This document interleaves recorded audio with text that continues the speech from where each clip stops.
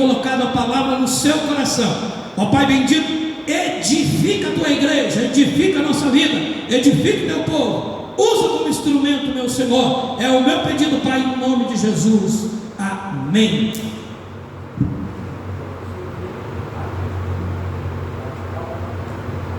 Suas mãos que a paz do Senhor, amém.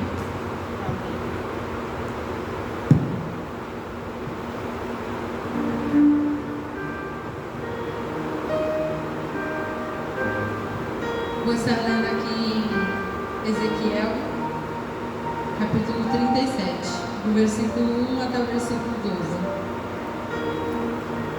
que começa dizendo: Veio sobre mim a mão do Senhor, e o Senhor me levou em espírito e me pôs no meio de um vale que estava cheio de ossos, e me fez andar ao redor deles, e eis que eram muito numerosos sobre a face do vale, e estavam sequíssimos.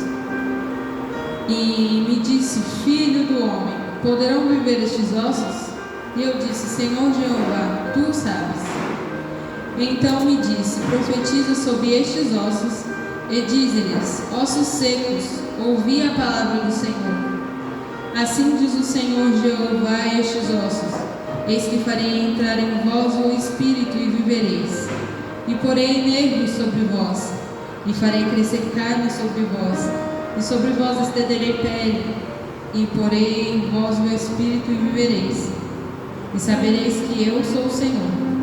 Então profetizei como se me deu ordem, e houve um ruído enquanto eu profetizava, e eis que se fez um reboliço, e os ossos se juntaram, cada osso ao seu osso, e olhei, e eis que viram nervos sobre eles, e cresceu a carne, e estendeu-se a pele sobre eles por cima, mas não havia neles o Espírito.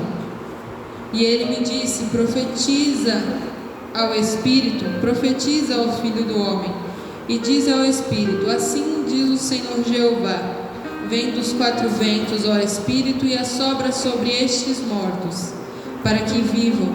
E profetizei com ele, como ele me deu ordem. Então o Espírito entrou neles e viveram, e se puseram em pé um grande exército, grande e extremo.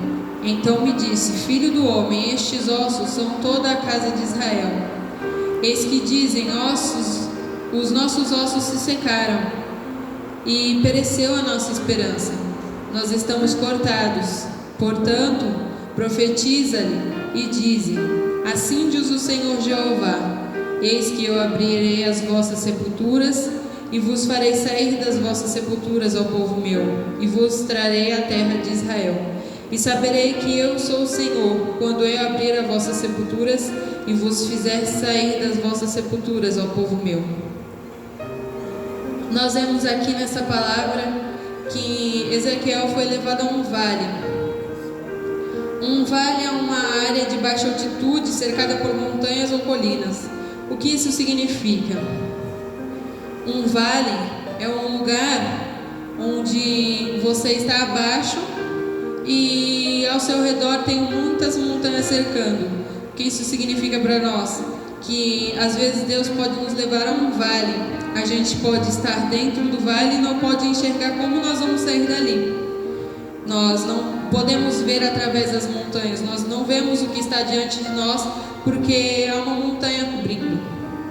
E o profeta foi levado a esse vale, e nesse vale estava cheio de ossos secos. E o Senhor faz uma pergunta para ele. E me disse: Filho do homem, poderão viver estes ossos? E ele respondeu: Senhor Jeová, tu o sabes. Aqui nós vemos outra lição que nos diz: quando nós temos algum problema, quando Deus nos leva a um vale e Ele nos faz uma pergunta: poderei eu viver estes ossos? Ezequiel entregou na mão de Deus, dizendo: Senhor Jeová, tu sabes. Ele poderia falar: Senhor, o Senhor pode reviver esses ossos. Mas ele quis dizer: Senhor Jeová, tu sabes, Senhor, o propósito que o Senhor tem por meio desses ossos. O Senhor pode revivê-los, como também não pode. Eu sei que o Senhor tem poder para reviver esses ossos, mas se o Senhor também não quiser fazer assim, o Senhor que sabe de todas as coisas. E o profeta foi levado ao vale para construir um numeroso exército. Isso é até uma coisa assim meia sem sentido, né? O profeta foi levado a um vale para Deus poder levantar um numeroso exército. Um vale não tem muita coisa, né? É um lugar assim onde é muito difícil se habitar em um vale, porque é um lugar meio desértico, rodeado de montanhas.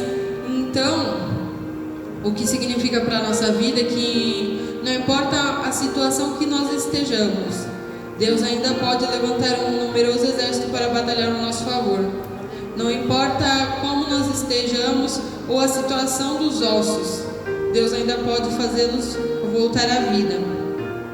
Aqui no texto fala que os ossos estavam sequíssimos. Isso significa que eles estavam mortos já fazia muito tempo. E o que para Deus também não significa muita coisa, porque os ossos estavam sequíssimos e mesmo assim Deus construiu um numeroso exército a partir daqueles ossos. As pessoas, a casa de Israel no texto, estavam mortas há muito tempo, por isso os ossos estavam sequíssimos. Mas Deus queria dar-lhes mais uma chance e religar de volta o povo a Ele. Deus deu várias e várias chances à casa de Israel. E eles nunca retornaram a Deus de uma maneira permanente. Eles sempre estavam se achando um jeito de se desviar, adorar outros deuses. E Deus sempre estava disposto a dar mais uma chance. E aqui Deus mostra a Ezequiel que mesmo os ossos estando secos, mesmo eles já estavam afastados de Deus fazia muito tempo, Deus ainda queria dar mais uma chance e mostrar para eles que Deus poderia religar eles de volta ao corpo de Cristo. E aqui nós vemos que Deus falou,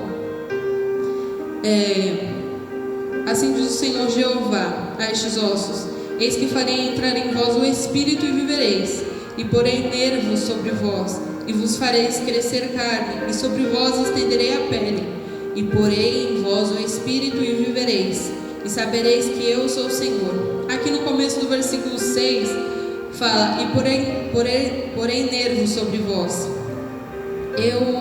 Quando eu estava lendo esse texto, eu fiquei... Por que Deus quis enfatizar que Ele colocaria nervos sobre as pessoas, sobre aqueles ossos, né? Qual é a função do nervo no corpo? Daí eu fui pesquisar. A função do nervo é garantir a comunicação entre o sistema nervoso central e os órgãos. Qual é o sistema nervoso central da igreja? É Jesus Cristo, que é a cabeça. Deus estava querendo dizer àquele povo que Ele ia religar. Aquele povo não tinha absolutamente nada, mas mesmo assim Deus ia religar, ia colocar nervos naqueles povos para que eles pudessem ter de novo a comunicação com a cabeça da igreja, que é Cristo. E é isso que Deus está querendo dizer nessa noite. Não importa quanto tempo os ossos estejam secos, eu ainda quero colocar nervos, eu ainda quero estabelecer uma conexão entre mim e vós. Porque não foi Deus que se afastou. Na Bíblia está escrito que o meu braço não está encolhido para que eu possa abençoar, e o meu ouvido não está tapado para que eu não possa ouvir as suas orações, mas foi as suas transgressões que fizeram divisão entre mim e vós. Deus nunca vai estar longe da gente, Ele sempre está no mesmo lugar. É a gente que acaba se afastando. Mas nessa noite Deus está falando que Ele quer colocar nervos em você. Ele quer fazer a ligação novamente entre você e a igreja, entre Jesus Cristo. E aqui Ele colocou também, Ele enfatizou que colocaria a pele sobre eles. Qual é o papel da pele no nosso corpo? O papel da pele é proteger o nosso corpo, todos os nossos órgãos de impurezas externas. Deus está falando que Ele quer te religar, que Ele quer te proteger do mundo, Ele quer te fazer de volta uma criatura santa. Deus está querendo te dar mais uma chance, para que nessa vez você possa estar firme diante de Deus. E aqui por último fala que ia colocar o Espírito. Porque mesmo que Deus nos religue de volta, mesmo que Deus nos proteja, se nós não tivermos o Espírito Divino em nós, com a nossa vontade a gente não consegue se manter firme, a gente não consegue andar sozinho. Então por isso Deus está falando aqui que Ele vai colocar o Espírito de volta, Ele vai dar ânimo, porque um exército, ele não pode batalhar se ele não estiver devidamente descansado, se ele não pode batalhar se ele não estiver alimentado direito. Então aqui o Espírito significa que Deus, além de vivificar, Ele vai dar ânimo para que esses ossos secos venham ser um numeroso exército. E aqui nós podemos ver que Ezequiel veio sobre mim a mão do Senhor, e o Senhor me levou em espírito, me pôs no meio de um vale que estava cheio de ossos, e me fez andar ao redor deles, e eram muito numerosos sobre a face, e estavam sequíssimos. E me disse: filho do homem, poderão viver estes ossos? Deus ali fez uma pergunta a Ezequiel. Deus não precisava falar para Ezequiel o que ele estava fazendo, ou levar Ezequiel até o vale, mas Deus queria, por meio da vida de Ezequiel, para que Ezequiel visse a grandeza de Deus, para que Ezequiel visse o tamanho do poder de Deus. Por isso, às vezes nós estamos passando num vale e nós ficamos tristes, mas nós temos que ver no vale uma oportunidade. Nós devemos agradecer a Deus porque estamos no vale, porque aqui um vale não é um lugar de bênção, mas Ezequiel foi levado até lá. Deus não precisava levar Ezequiel lá para poder transformar os ossos num numeroso exército, mas Ele quis levar ele lá.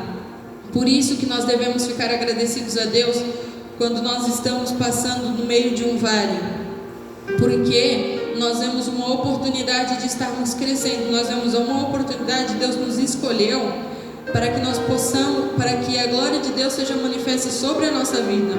Deus não precisa de nós para fazer absolutamente nada na obra dele. Ele pode levantar qualquer outra pessoa, ou menos fazer sozinho. Deus construiu um mundo somente com palavras, né? Então, quando nós estamos no vale, nós temos que agradecer a Deus, porque Ele nos deu a oportunidade de sermos instrumentos da obra dele. Ezequiel profetizou, obedecendo a ordem de Deus, obviamente, mas foi Ezequiel que profetizou. E hoje nós conhecemos essa palavra no livro de Ezequiel, porque ele foi levado até o vale, ele estava no vale. Então, se você está no vale hoje, não fique chateado achando que Deus te abandonou. Veja nisso uma oportunidade para que a obra de Deus possa ser glorificada na sua vida. Amém? Era essa palavra que eu queria deixar aos irmãos.